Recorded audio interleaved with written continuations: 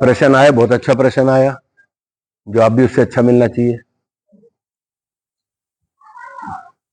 भगत ने प्रश्न किया कि हम जब भी अपने बच्चों की शादी करते हैं तो रिश्ते गण मिलाने के लिए पंडित जी पास जाते हैं, क्या ये उचित है? उसी ने पूछा, क्यों ऐसा क्यों पूछ रहे हो आप इसके लिए? ये एक सनातन धर्म की परंपरा है। ये हम गण मिलाते हैं, बच्चों के गण मिलते हैं तो करते हैं, पुण्य सिक्की देखे जाते हैं जो भी हो। कहते फिर एक बात बताओ, प्रभु श्री राम जी के 36 गुण मिले थे, 36। कहते हैं किसी पेपर में 100 नंबर का पेपर है, 100 के 100 नंबर आ जाए, उसके बाद बच्चा क्वालिफाई ना कर सके, उसको क्या कहेंगे? प्रभु श्री राम जी के कहते हैं गण मिलते हैं 36 गुण मिल गए, फिर उनके जीवन के अंदर 36 दिन का भी सुख नहीं आया। फिर ऐसा क्यों? गुण तो चाहे 19 मिले, चाहे 21 मिले, चाहे 12 मिले, लेकिन परिस्थितियां कब बिगड़ती हैं? जब हमारे दो बंदों के बीच में तीसरा बंदा कोई आ जाता है। ग्रहण किसे कहते हैं मालूम है? चंद्रग्रहण किसे? जब चंद्रमा और सूर्य के बीच में पृथ्वी आ जाती है तो चंद्र ग्रहण लग जाता है, और सूर्य और पृथ्वी के बीच में चंद्रमा आ जाता है तो सूर्य ग्रहण लग जाता है। दो बंदों के बीच में तीसरा आएगा तो ग्रहण लगेगा। राम जी का वनवास कारण था ना, मंथरा का बीच में आके उपदेश देना।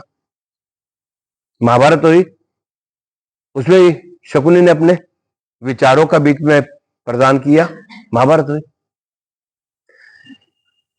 इसका सीधा समाधान क्या है? हमारे घर में कोई पड़ोसी आके कचरा फेंक जाए, बर्दाश्त करेंगे क्या? आप सुबह उठे, झाड़ू लगाए बैठे, सफाइयां की, नाश्ता करने बैठे थे, पड़ोसन आ गई और कूड़ा फेंक के चली गई, बर्दाश्त करोगे? कोई नहीं करेगा। ये तो कचरा वो वाला आ गया। दूसरा कचरा आता है मन का।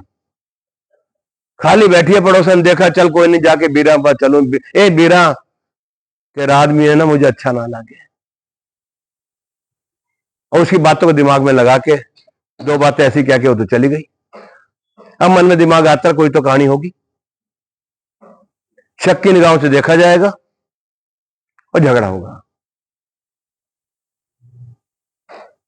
सबसे पहले तो ये, जब हम किसी घर पड़ोसी का कचरा अपने घर में बर्दाश्त नहीं कर सकते, उसने अपने घर में झाड़ू मारी, कचरा इकट्ठा किया, हमारे घर में फेंक के गई, हम उसे झगड़ा करते क्यों? ऐसे झगड़ा क्यों? कचरा मेरे घर क्यों फेंका? वो तो झगड़ा कर लेंगे उससे हम। जब वो एक मन का गंदा कचरा हमारे मन में डाल के जो जा रहे हैं, उसे कैसे बर्दाश्त करें? उसके भी कहो लेट गो, भाग जाए यहां से, कोई जरूरत नहीं तेरी बात सुनने की इसके लिए। क्यों? वो झूठ बोलेगा। कई बार क्या होता है, दो व्यक्ति कहीं बैठे हैं, एक महफिल सजी हुई है कहीं, चाहे वो सत्संग की हो, चाहे सामाजिक हो या पारिवारिक हो, तीसरा बंदा कहते हैं खड़े बात सुन, आज बाहर चल, तेरे को बात बताऊं मैं। वो उठ के बाहर चले गए, उसके कान भरे, वो 100% झूठ होगा। कैसे? कोई कुत्ता भी आपके घर में आए ना, अपने हाथ से रोटी दोगे उसको, वहीं बैठ के रोटी खाएगा, वो 3 बार सिर हिलाएगा, धन्यवाद करेगा, वहीं बैठ के रोटी खाएगा और शुक्रिया अदा करके चला जाएगा। और वही कुत्ता अगर चुपचाप रोटी चुराएगा तो वहां बैठ के नहीं खाएगा, 3 गली पार जाके कोने छुप के खाएगा, कुछ देख ना ले मुझको इसके लिए। तो जो व्यक्ति आपको ये कह रहे चल बाहर चल, तेरे को मैं उसके बारे में बताऊं कुछ, तो स्पष्ट झूठ है इसके लिए। और यदि उसकी बात बाहर जाके सुन ली तो मन में कोई विचार आएगा ही आएगा, उसके प्रति द्वेष आएगा जिसके बारे में उसे कहा जा रहा है। अब कहते हैं ये कैसे देखा जाए? बैठे थे एक बार, शिकंजी बनाने का मन था, बनाए, सज्जन व्यक्ति आ गए, बैठे, अब नींबू तो निचोड़ दिया, चीनी डाल दी गई है उसके अंदर, इतने फोन आ गया, फोन बातें करते करते शिकंजी डाल के सामने सज्जन को दे दी। जैसे व्यक्ति बोले ये तो कड़वी है, ये क्या कर रहे हो? बोले नहीं मीठी है, ये अच्छी है, स्वादिष्ट है। नहीं पी के देखो बहुत कड़वा है। बोले नहीं मैंने चीनी डाली इसके अंदर, ये डब्बा देखो ढक्कन रखा, ढक्कन खुला पड़ा है, अपने हाथ से तो में डाल दी इसमें मैंने। कहे नहीं भैया नहीं, ये मीठा तो है ही नहीं। फिर मन में विचार किया, अगर कह रहे कोई तो कारण होगा, उसे गिलास लेके देखा उठा के तो चीनी नीचे बैठी थी। चीनी डाली थी लेकिन मिलाई नहीं थी। मिलाएंगे जब भी तो। इसी पर हमें कोई व्यक्ति हमें कुछ कह रहा है, हमारा दिल तो मीठा है, प्यार भरा हुआ है इसके अंदर, लेकिन कोई कड़वी बात उसे हमें कह दी, समझो पर नींबू निचोड़ दिया, वही हम फटकार देंगे आगे। अरे अपने अंदर ले जाओ, मिलाओ उसके अंदर, अपने विचारों का आदान प्रदान करो, ताकि हमारा प्यार भी उसके अंदर मिक्स हो जाएगा, मिल जाएगा। उससे पता लगे वाकई कड़वा क्या है, मीठा क्या है इसके लिए, इसकी बातों में कितनी सच्चाई है, कितनी घबराहट है, क्या कुछ है इसके लिए। तीसरे बंदे का इंटरफेरेंस, बीच में वार्तालाप बर्दाश्त नहीं है। कभी कोई आपके घर ये नहीं कहेगा आके, हे बहन मैं आ गया तेरे घर सफाई करने, तेरे घर सफाई करवा दो, आज मैं खाली बैठी हूं। आती है कोई? और कोई मनों का सफाई करने आती है? बहन ऐसा है, मिलकर रहा करो, आपस में प्यार में रहा करो, घर वाले से मिलकर रहा करो, घूमने जाया करो, इकट्ठे जाया करो। नहीं, सिर्फ कान भर रहे घर तोड़ने के लिए। तीसरा बंदा आएगा तो 100% घर तोड़ने के लिए आएगा, और जो जोड़ने के लिए आएगा वो आएगा नहीं स्पेशल चल के, वो जिससे माहौल बनेगा, कुछ उससे बुरा लगेगा तो उस समय कड़वा जरूर होगा, लेकिन हमें घर को संभालने के लिए काफी होगा। इसके लिए परिस्थितियां कई बार ऐसी बन जाती है, कहते ना, कई बार किसी ने कुछ कहा भी ना तो मन के अंदर फिल्टर करके देखो। फिल्टर कैसा हो सकता है? सामने सच्चाई भी हो। कई बार दो बंदों का वार्तालाप होती है, उसके अंदर बात अलग होती है लेकिन दोनों सच्चे होते हैं। स्कूल में बच्चा गया, जाके बैठा क्लास में, खाना घर से हर कोई ले ही जाता है बच्चे। टीचर ना जाने कैसा प्रश्न पूछ लिया, बच्चों 2 और 2 आम आपको दिए जाए तो कितने हो जाएंगे? सबने 4 का उत्तर दिया, एक बच्चे का 5। अजीब लगा। 2 और 2 4 होते, बोलो बेटे 2 और 2 आम, आपको 2 और 2 आम दिए जाए कितने हो जाएंगे आपके पास? बोले 5। बोला कुछ तो है। बोला आपको 2 और 2 स्ट्रॉबेरी दी जाए आपको तो कितने होंगे? बोले 4। बोले ये कहां से फर्क आ गया? जब 2 और 2 4 होते, 2 और 2 4 आम, ये 5 कैसे हो गए? मास्टर जी एक आम मैं घर से भी लेके आया हूं, मेरे पास 5 हो गए ना। घर से मम्मी ने रोटी डाल के दी, एक आम भी दिए साथ, इसलिए 2 और 2 4 दोगे, मेरे पास गए 5। तो किसी बात सुनना गुनाह नहीं है, लेकिन उसके फिल्टर करके देखे, अंदर जाके देखे, सोच के देखे कि यदि उसने कोई बात कही है मेरे मतलब की है तो ठीक, नहीं तो छोड़ दिया जाए उसको। नहीं तो क्या होता है, कई बार हमारी सियाणपत हमें नुकसानदायक भी पहुंचा जाती है। कहते हैं एक बार एक सेठ था, बहुत कंजूस था, जा रहा था कहीं, थैली हाथ में थी उसकी, और कहीं गिर गई, उसके अंदर अशरफियां थी। अब गिर गई तो ढूंढना शुरू किया, इधर चक्कर मारते कोई मेरी अशरफी, थैली थैली मेरी।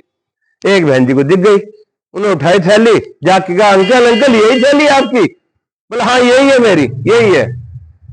रुक 2 मिनट, थैली दे दी, गिन तो ना पूरे कमरे ज्यादा है, कि एक आधे निकाल लिया उसमें से, थैली पलट दी, गिनी, 30 अशरफियां थी, 30 की 30 पूरी। लेकिन मन में ना जाने क्या एक लालची आदमी था ही, मैंने कहा बेटे इसमें 40 अशरफियां थी मेरी, तो 10 तूने निकाल ली इसके अंदर से, मुझे 10 अशरफी और दे। अंकल मुझे तो नहीं पता, मिली मैंने आयु को पकड़ा दिया, मैंने तो गिनी भी नहीं इसके अंदर, 30 है 20 है 40 जो भी ऐसे पकड़ा दिया। नहीं, क्लेश बड़ा, उन्हें पुलिस कंप्लेंट कर दी बुला के। मेरी थैली गिरी थी जिसके अंदर 40 अशरफियां थी, इसको मिली थैली, इसने मेरे को दी, 10 निकाल ली, मुझे 30 दिए इसके अंदर। ठीक है जी, क्या करते हैं, इसको कुछ नहीं कर सकते, अदालत पेश कर दिया गया।